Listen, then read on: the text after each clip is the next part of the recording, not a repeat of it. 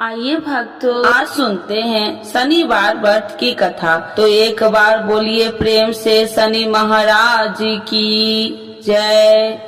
एक समय की बात है, सभी नवग्रह सूर्य, चंद्रमा, मंगल, बुध, बृहस्पति, शुक्र, शनि, राहु और केतु में विवाद छिड़ गया।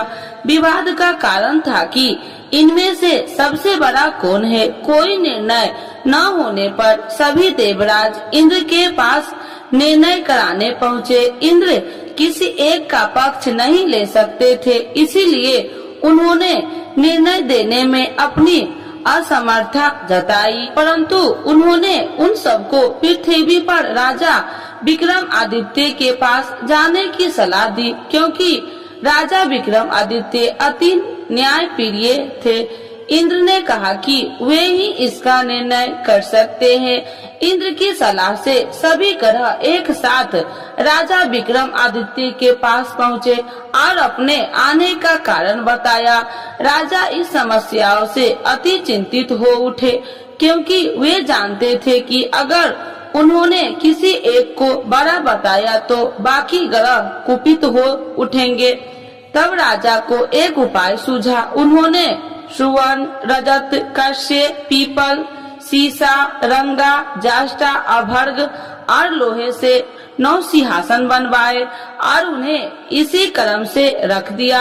राजा विक्रमादित्य ने उस सब से निवेदन किया कि आप सभी अपने सिंहासन पर स्थान ग्रहण करें। जो भी अंतिम सिंहासन पर बैठेगा वही सबसे छोटा होगा। लोहे सिंहासन सबसे अंत में था, इस अनुसार लोहे सिंहासन पर बैठने वाला सबसे छोटा होगा। शनि देव सबसे अंत में लोहे सिंहासन पर बैठे तो इसीलिए वही सबसे छोटे कहलाए।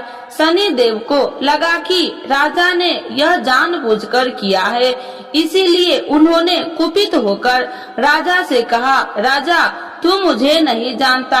सूर्य एक राशि में 1 महीना, चंद्रमा 2.25 महीना, 2 दिन, मंगल 1.5 महीना, बृहस्पति 13 महीना, वह बुध और शुक्र 1 महीने विचरण करते हैं, परंतु मैं 2.5 से 7.5 साल तक रहता हूँ। शनि देव क्रोधित होकर कहने लगे कि श्री राम की 7.5 आने पर उन्हें वनवास हो गया। रावण 7.5 आने पर वह वानरों की सेना से परास्त हो गया। अब तुम सावधान रहना। ऐसा कहकर शनि देव वहाँ से चले गए। इसके बाद अन्य देवताओं ने भी वहाँ से प्रस्थान कर लिया। कुछ समय बाद राजा की 7.5 आई। तब शनि देव घोड़े के सौदागर बनकर वहाँ आए। किसी ने राजा को सूचना दी कि कोई घोड़े का सौदागर आया है तथा उसके पास जो घोड़ा है वह बहुत बढ़िया है। राजा ने यह समाचार सुनकर अपने अश्वपाल को उस सौदागर से घोड़े खरीदने का आदेश दिया। अश्वपाल ने कई अच्छे घोड़े खरीदे।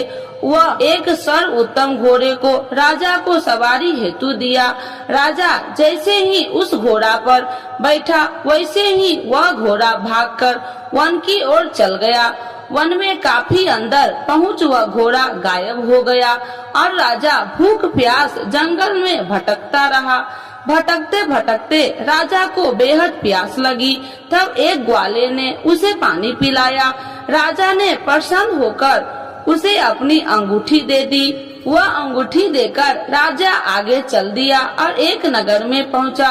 वहां उसने अपना नाम उज्जैनी निवासी बिका बताया। वहां एक सेठ की दुकान से उसने जल इत्यादि पिया और कुछ विश्राम भी किया।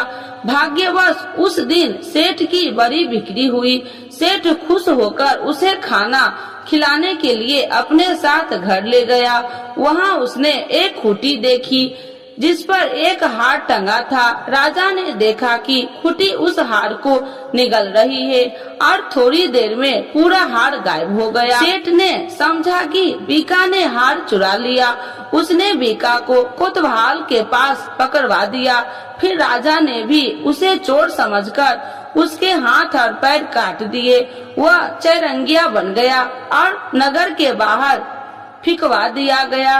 वहाँ से एक तेली निकल रहा था। उसे राजा पर दया आई और उसने बीका को अपनी गाड़ी में बैठा लिया।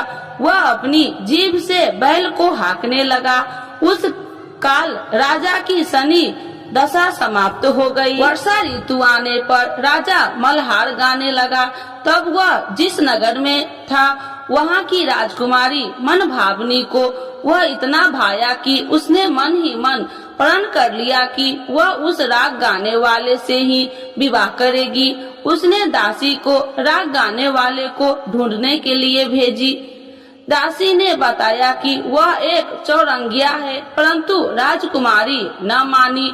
अगले ही दिन से राजकुमारी अनशन पर बैठ गई कि विवाह करेगी तो उसे सबने बहुत समझाया, पर फिर भी जब वह न मानी तो राजकुमारी के पिता ने उस तेली को बुलावा भेजा और विवाह की तैयारी करने को कहा। फिर उसका विवाह राजकुमारी से हो गया। एक दिन सोते हुए स्वप्न में शनि देव ने राजा विक्रमादित्य से कहा, राजन, देखा तुमने मुझे छोटा बताकर कितना दुख झेला है। तब राजा ने उनसे क्षमा मांगी और प्रार्थना की, हे शनिदेव, जैसा दुख मुझे दिया है किसी और को न देना।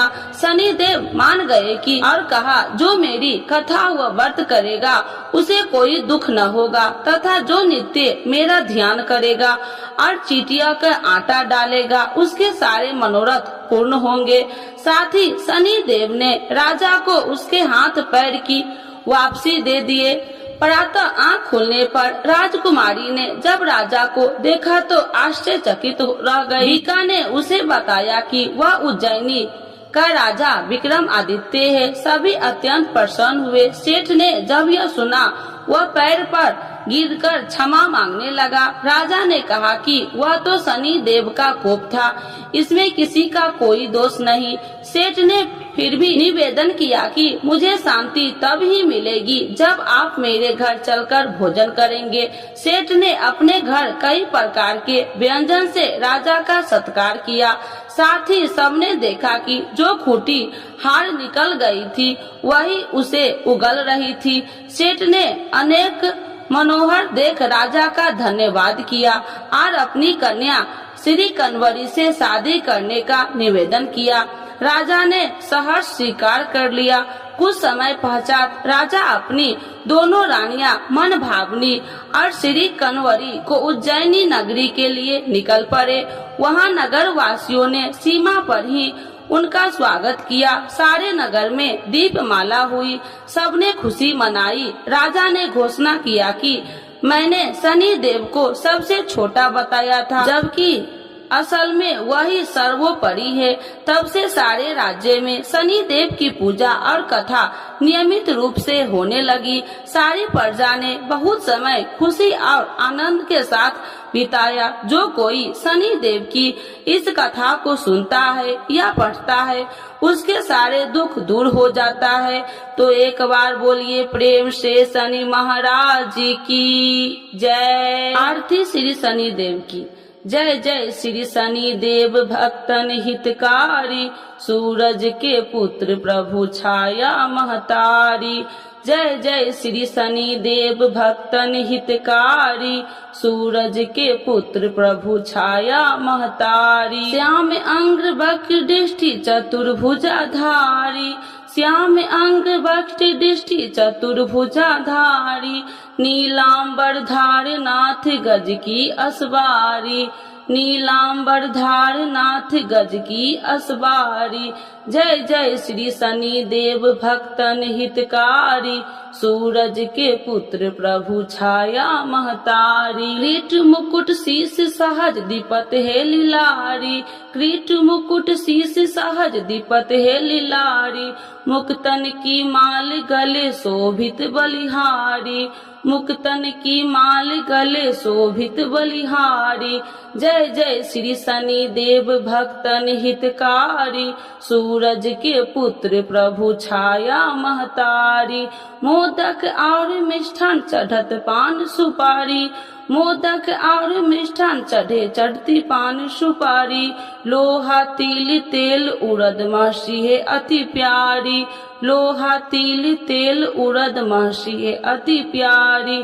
जय जय श्री शनि देव भक्तन हितकारी, सूरज के पुत्र प्रभु छाया महतारी। देव धनुज ऋषि मुनि सुमरत नर नारी, देव धनुज ऋषि मुनि सुमरत नर नारी, विश्वनाथ धरत ध्यान हम है शरण तुम्हारी, विश्वनाथ धरत ध्यान हम है शरण तुम्हारी। जय जय श्री शनि देव भक्तन हितकारी, सूरज के पुत्र प्रभु छाया महतारी। एक बार बोलिए प्रेम से शनि देवता की जय, छाया माता की जय, सूर्य भगवान की जय।